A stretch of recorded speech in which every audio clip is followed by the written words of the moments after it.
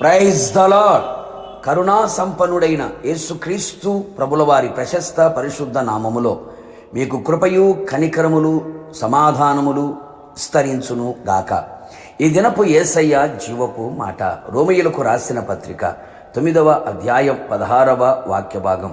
కరుణించు దేవుని వలననే అగును.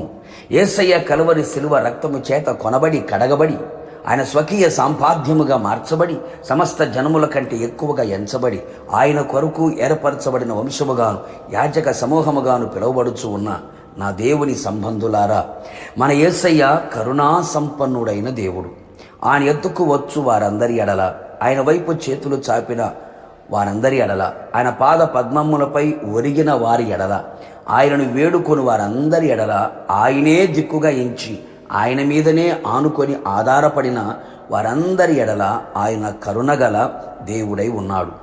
కఠినమైన కసాయి లోకములో కరుణించేవారు కరువైన ఈ దుర్దినములలో, అపాయకరమైన దినములలో ఎటు చూచిన కోపము, పగ, ప్రతీకారాలు, ద్వేషభావాలతో రగిలిపోతూ విషపూరితమైన మనస్తత్వాలతో నిండిన ఈ లోకములో ఎవరి దగ్గర కనికరం, కరుణ, జాలి, దయ, ప్రేమ మచ్చుకైనను కనబడని పరిస్థితులు, తల్లిదండ్రుల దగ్గర, పిల్లల దగ్గర, సోదరి సోదరమనుల దగ్గర, స్నేహము, బంధువర్గముల మధ్యలో ఒకరి ఎడల మరొకరికి కరుణగల చూపు, మాట, ప్రవర్తన లేని వారై ఉన్నారు.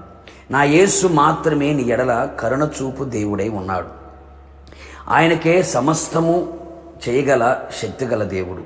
ఆయన వలననే సమస్తము అగును జరుగును. పొందుగోరు వాని వలనైనను ప్రయాసపడు వారి వలనైనను కాదు గాని కరుణించు దేవుని వలననే అగును అనే సత్యము గ్రహించి ముందుకు సాగిపోదము. ఇంతవరకు నీ జీవితములో, నీ కుటుంబములో నువ్వు చేయుచున్న సమస్త పనులన్నిటిలో, నీ విద్యారంగములో, వ్యవసాయ రంగంలో, ఆర్థిక రంగంలో ఏది జరగాలి, ఏది అవ్వాలి అని కోరుకొని విశ్వ ప్రయత్నాలు చేసిన నీ జ్ఞానము, నీ తెలివి, నీ పలుకుబడి, నీ అధికారం సమస్తముని వినియోగపరిచిన ఫలితం శూన్యముగా కనపడుచున్నదా? విసికి వేసారిపోయి వదిలేశావా? నిరాశ చెందావా? నా ప్రియ దేవుని బిడ్డ, నిన్ను కరుణించే దేవుడు ఒకడున్నాడు. ఆయన నిన్ను నిర్మించినవాడు, నిన్ను సృజించినవాడు, సర్వ సృష్టికర్త అయిన యేసునాథుడు. సమస్తము చెయ్యుటకు సర్వశక్తి గల దేవుడై ఉన్నాడు. ఆయనకు అసాధ్యమైనది ఏదీ లేదు. లేనిది ఉన్నట్టుగా పిలవగలవాడు, ఉన్నది లేనట్టుగా పిలవగలవాడు. సమర్థుడు, సమస్తము చేయగల సామర్థ్యము గల దేవుడు. ఆయన వద్దకు వచ్చేవారిని ఆయన త్రోసివేసే దేవుడు కానే కాదు. ఆయన పాదముల చెంత ఒట్టి చేతులతో, ఖాళీ హృదయముతో లొంగిపో. ఆయన కరుణ కొరకు అర్జించు, ప్రార్థించు.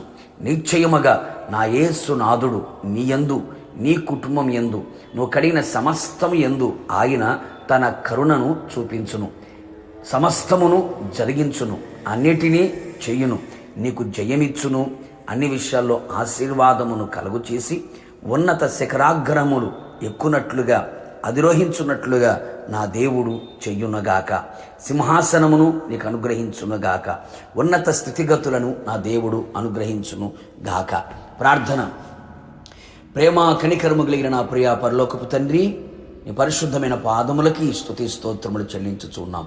మరలా మీ పాద సన్నిధిలో నిలిచి ఉండడానికి, నీ మాటతో ధైర్యాన్ని, ఓదార్పుని, బలమును, జయమును పొందుకోవడానికి మీరు సహాయం చేశారు. అవును ప్రభా, మా భక్తి, మా శక్తి, మా యుక్తి, మా జ్ఞానం, మా తెలివి ఏది మేము దేని ద్వారా కూడా మేము సాధించలేం.